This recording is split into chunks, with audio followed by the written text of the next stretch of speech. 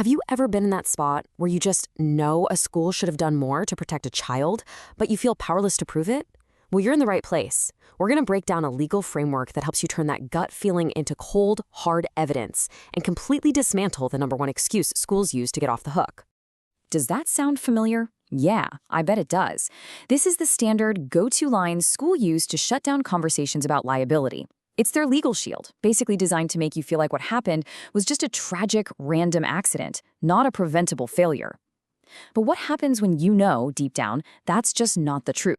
So let me tell you about someone we'll call Parent A. After her child was badly hurt in a fight, she was absolutely convinced the school saw it coming. I mean, she'd raised concerns, her child had spoken up, all the red flags were there. But here's the heartbreaking part. When it came time to actually prove it in a legal setting, her case just fell apart. She had no emails, no written complaints, nothing to show a pattern. All those conversations she'd had, they were treated like they never happened. The school's defense held up, and her case was thrown out. She knew, but she couldn't prove it. And that right there is the million-dollar question, isn't it? In the world of school accountability, what you know is just your opinion until you have the documents to back it up. So how do you build a case that's so rock solid that the whole "we didn't know" defense is dead on arrival? Well, there's a specific framework for that.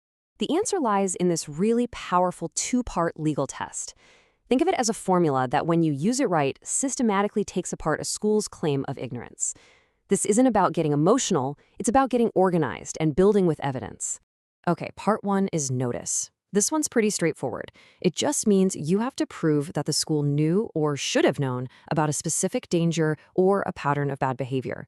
It's the who knew what and when piece of the puzzle. And part two? That's foreseeability. This is where you connect the dots. You have to prove that any reasonable person, with the information the school had, could have predicted that something bad was likely to happen. And here it is, the core formula. When you can prove both notice and foreseeability, you create a direct, unbreakable line to accountability. It's literally the key that unlocks liability. So let's dive in and see how you build each side of this equation, starting with notice.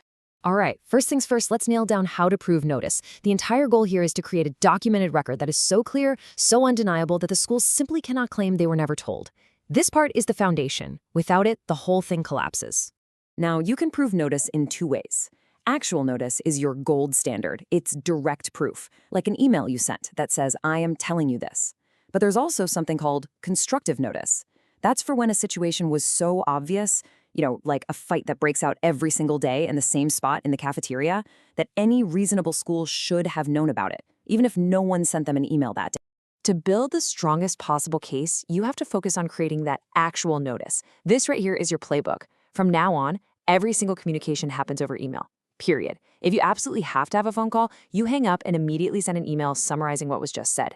Start numbering your reports in the subject line. This is report number 4 on this issue. It builds the pattern for you.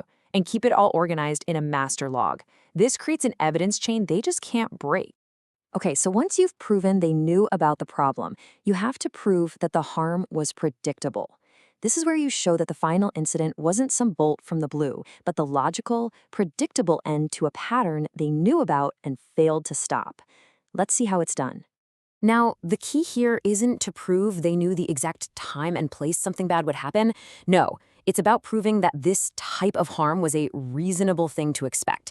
And the absolute best way to do that is to visually show how things got worse and worse over time.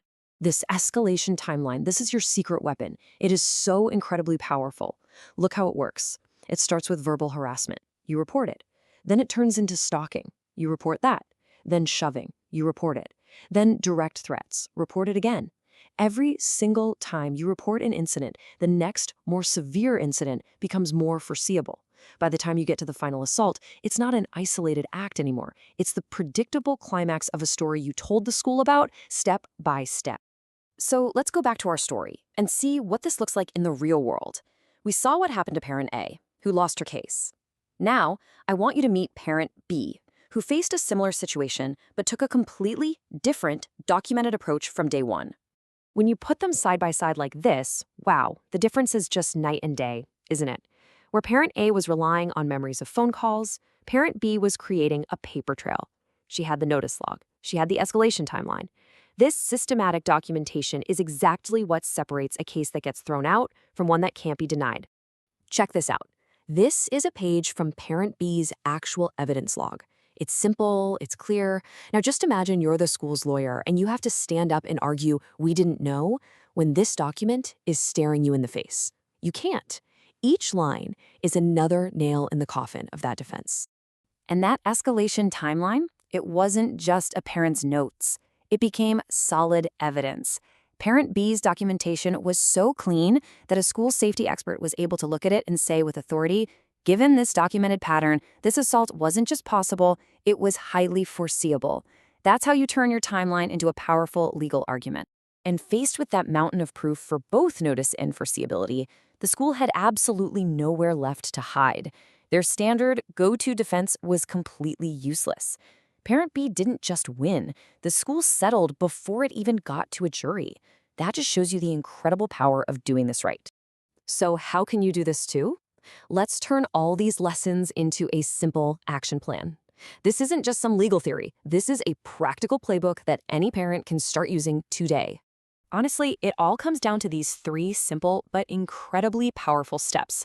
1, always use email. Every single time, no exceptions. It's your time-stamped proof. 2, keep a notice log. Track it all in one place. And 3, build that escalation timeline to show the pattern. This 3-step chain is both your shield and your sword. When you get right down to it, this whole process is about being prepared.